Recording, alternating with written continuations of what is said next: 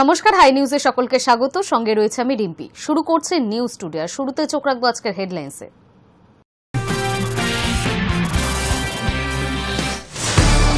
পহেলগাঁও হামলা 3 জঙ্গি খতম ভারতীয় সেনার হাতে। মঙ্গলবার লোকসভায় জানালেন কেন্দ্রীয় স্বরাষ্ট্রমন্ত্রী অমিত শাহ। জঙ্গিবাদ নিয়ে কড়া সমালোচনা কংগ্রেসের। ঝাড়খণ্ডের দেওঘরের পুণ্যার্থীদের বাসের সঙ্গে ট্রাকের সংঘর্ষ, দুর্ঘটনায় মৃত্যু 18 জন পুণ্যার্থীর। সমাজ মাধ্যমে পোস্ট নিশিকান্ত দুবের। নুন খেয়ে গাইতে হবে গুণ, নিন্দা নৈবচ। মহারাষ্ট্রে কর্মচারীদের জন্য নয়া সোশ্যাল মিডিয়া নীতি বিজেপি পরিচালিত জোট সরকারের। 29 জুলাই মোহনবাগান দিবস। সারা বছর এই দিনটার দিকে তাকিয়ে থাকেন সবুজ মেরুন ভক্তরা। বিশেষ এই দিনে পত্রযোগে শুভেচ্ছা বার্তা মুখ্যমন্ত্রীর। অপারেশন সিন্দুর নিয়ে লোকসভায় বলতে উঠে স্বরাষ্ট্রমন্ত্রী অমিত শাহ জানিয়ে দিলেন, পেহেলগাঁওয়ে হত্যাকাণ্ড চালানো জঙ্গিদের খতম করে দিয়েছে ভারতীয় নিরাপত্তা বাহিনী। এদিন সংসদে স্বরাষ্ট্রমন্ত্রীর তীব্র আক্রমণের মুখে পড়ে কংগ্রেস। অমিত শাহ আতঙ্কবাদ দমনে কংগ্রেস সরকারের একের পর এক ব্যর্থতা উল্লেখ করে বলেন, এই বিরোধীদের সরকারের কাছে কৈফিয়ত চাওয়ার কোনো অধিকার নেই। इनको सीमा की भौगोलिक कठिनाइयां मालूम नहीं। वहां मान्यवर कई नदी नाले हैं, वेग से पानी आता है, -46 डिग्री टेम्परेचर है, नीचे सुरंगें बनाते हैं। और ये तो ऐसे कह रहे हैं घुस गए। अरे भाई, आपके मन में तो, आपके समय में तो घुसने की जरूरत ही नहीं थी। आप बुलाते थे वीजा देकर, क्यों घुसेंगे? घुसने की जरूरत ही, जैसे आप पाकिस्तान जाते हो वैसे वो यहां आते। मान्यवर, अब ये कैसे हमें पूछ सकते हैं? मान्यवर,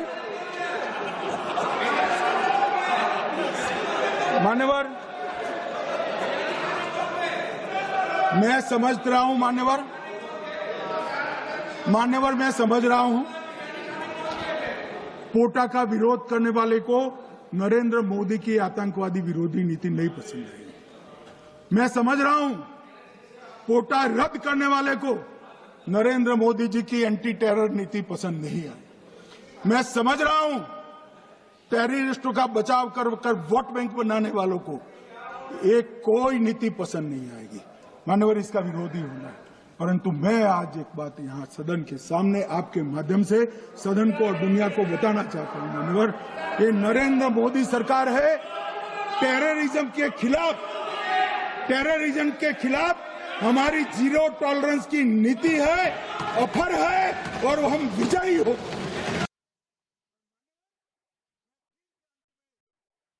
মঙ্গলবার বীরভূমের ইলামবাজার থেকে অজয় নদের উপর বহু প্রতীক্ষিত সেতুর ভার্চুয়াল উদ্বোধন করলেন মুখ্যমন্ত্রী মমতা বন্দ্যোপাধ্যায়। 1 দশকের বেশি সময়ের দাবি পূরণে খুশির হাওয়া বীরভূম ও পশ্চিম বর্ধমানের বাসিন্দাদের মধ্যে। এই 2.73 কিমি দীর্ঘ পাকা সেতু চালু হলে যোগাযোগ যেমন সুগম হবে, তেমনি দুর্ঘটনার আশঙ্কাও অনেকটাই কমবে। আজকে অজয় নদীর ওপর সেতু উদ্বোধন হলো জয়দেব কেন্দুলি খাগড়া রাস্তার সাথে পশ্চিম বর্ধমানের মুচিপাড়া শিবপুর রাস্তার যোগাযোগ স্থাপনকারী অজয় নদীর ওপর একটি বড় সেতু। এর আগেও অনেক সেতু হয়েছে, ফলে যারা জয়দেব কেন্দুলির মেলায় আসেন তাদের আসাটা খুবই সহজ হয়ে যাবে। 26 নির্বাচনের আগে কেষ্টই ভরসা তৃণমূল সুপ্রিমো মমতা বন্দ্যোপাধ্যায়। ভাষা আন্দোলন ও একগুচ্ছ কর্মসূচি নিয়ে বর্তমানে বীরভূমে রয়েছেন মমতা। সোমবার বিকেলে কোর কমিটির সদস্যদের সঙ্গে বৈঠকও করেন তিনি। সেখানেই অনুব্রত মণ্ডলকে বীরভূমে কোর কমিটির কনভেনার করার সিদ্ধান্ত নেওয়া হল। আপাতত কোর কমিটির হাতেই বীরভূম পরিচালনার দায়িত্ব ছাড়লেন দলনেত্রী। 26 ভোটের আগে কেষ্টতে আস্থা রাখলেন তৃণমূল সুপ্রিমো মমতা বন্দ্যোপাধ্যায়।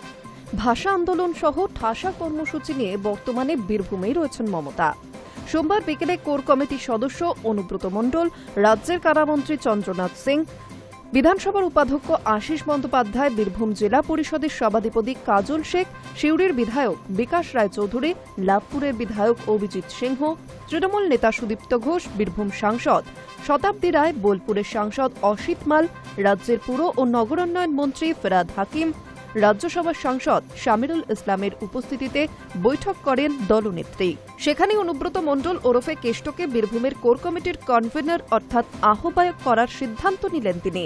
পাশাপাশি কমিটিতে পরবর্তীতে আদিবাসী নেতা রবি মুর্মুকে যুক্ত করা হবে বলেও খবর রয়েছে, যদিও তা ঘোষণা করা হবে কলকাতা থেকেই। এদিকে বীরভূমের জেলা সভাপতির পদ এখনও শূন্য, ফলে কোর কমিটির ওপরই বীরভূম পরিচালনার দায়িত্ব ছেড়েছেন দলনেত্রী।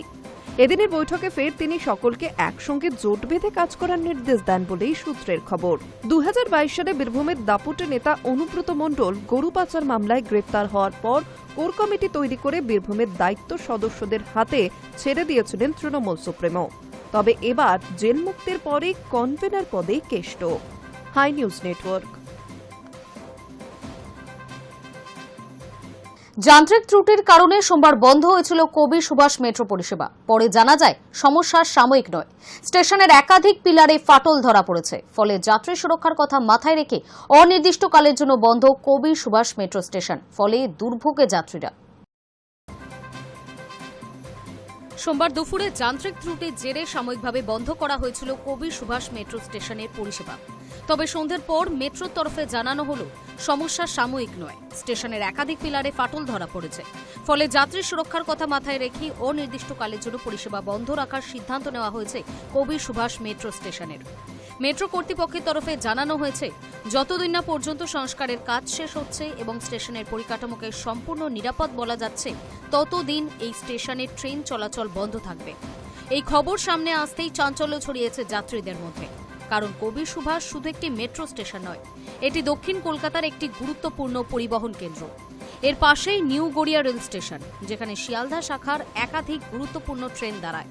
মেট্রো ও রেল দুটির সংযোগস্থল হিসেবে দীর্ঘদিন ধরেই এই স্টেশনটি যাত্রীদের কাছে অত্যন্ত গুরুত্বপূর্ণ। দক্ষিণ 24 পরগনার বিস্তীর্ণ এলাকা থেকে প্রতিদিন হাজার হাজার যাত্রী কবি সুভাষ মেট্রো স্টেশন ব্যবহার করেন শহরের কেন্দ্রে যাওয়ার জন্য। এবার সেই যাত্রীদেরই বড় সমস্যার মুখে পড়তে হবে। বিকল্প ব্যবস্থা না থাকায় সকাল সন্ধ্যার ব্যস্ত সময় বাড়তে পারে ভিড় এবং চাপ। তবে প্রশ্ন উঠছে, যে স্টেশনের ওপর এতদিন ধরে এমন বিপুল যাত্রী নির্ভরতা, সেই স্টেশনের পরিকাঠামোয় কিভাবে এমন ফাটল? মেট্রো রেলের পরিকাঠামো রক্ষণাবেক্ষণ নিয়ে উঠছে অভিযোগও।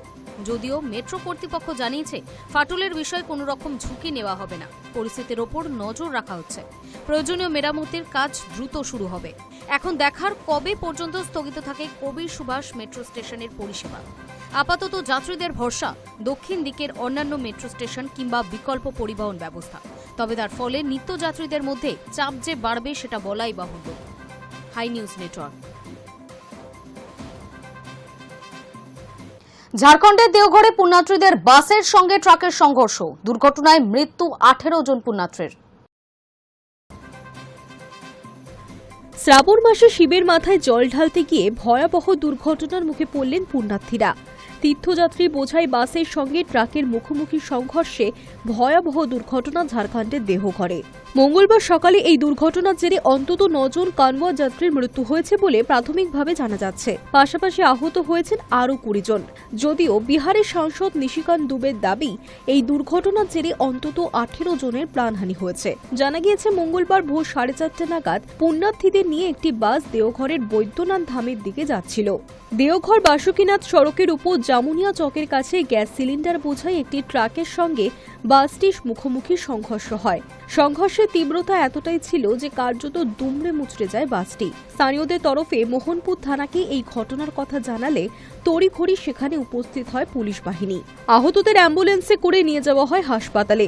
ঘটনাস্থলেই 9 জনের মৃত্যু হয়। বাকি আহতদের বেশিরভাগেরই অবস্থা আশঙ্কাজনক। ঝাড়খণ্ড পুলিশের আইজি শৈলেন্দ্র কুমার সিনহা সংবাদ মাধ্যমে জানিয়েছেন, 32 আসন বিশিষ্ট ওই বাস ভর্তি ছিল পুণ্যার্থীতে। দেওঘরের মোহনপুর থানা এলাকার জামুনিয়া জঙ্গলের কাছে দুর্ঘটনাটি ঘটেছে। কিভাবে এই দুর্ঘটনা তা খতিয়ে দেখা হচ্ছে। দুর্ঘটনার খবর পেয়ে এক্স হ্যান্ডেলে দেওঘরের বিজেপি সাংসদ নিশিকান্ত দুবে জানিয়েছেন, শ্রাবণ মাসে পবিত্র কানওয়া যাত্রার সময় আমার লোকসভা কেন্দ্রের দেওঘরে 18 জন পুণ্যার্থী বাস দুর্ঘটনায় প্রাণ হারিয়েছেন। ঝাড়খণ্ডের মুখ্যমন্ত্রী হেমন্ত সোরেনও এই দুর্ঘটনায় শোক প্রকাশ করেছেন।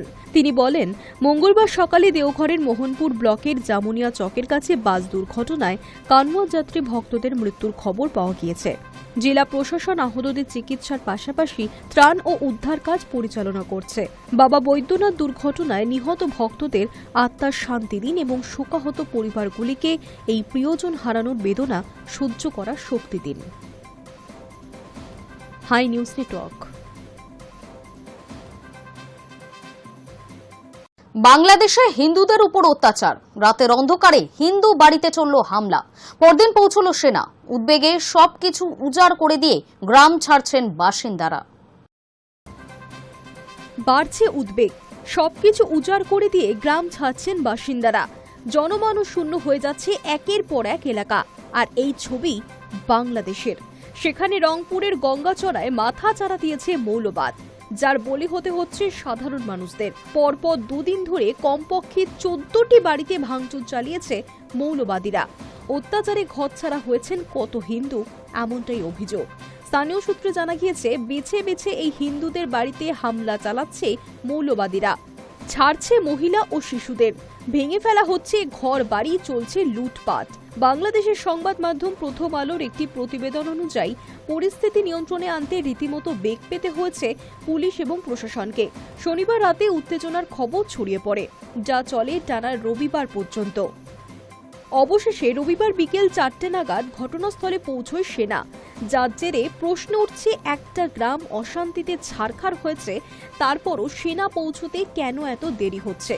প্রশ্ন উঠছেই, কেনই বা এই অশান্তি ভাঙচুরের ঘটনা ঘটল? একদিকে যেমন মৌলবাদী ও ধর্মের ভিত্তিতে হামলার অভিযোগ তুলেছে একাংশ, অন্যদিকে আর এক অংশের দাবি এতে সাম্প্রদায়িক ইন্ধন রয়েছে। ওই গ্রামেরই এক কিশোরের ফেসবুক পোস্ট ঘিরে উত্তেজনা ছড়ায় এলাকায়। শনিবার রাতে সেই উত্তেজনার বশেই গঙ্গাচড়ায় ওই গ্রামে ঢুকে পরপর 14টি ঘরবাড়ি ভেঙে গুড়িয়ে দেয় দুষ্কৃতীরা। ইতিমধ্যেই সেই নাবালককে আটক করেছে পুলিশ। রবিবার দুপুরে আদালতের মাধ্যমে সম্মিলিত শিশু পুনর্বাসন কেন্দ্রে পাঠানো হয়েছে তাকে। Hi News Network. সময় এখন একটা ছোট্ট বিরতির।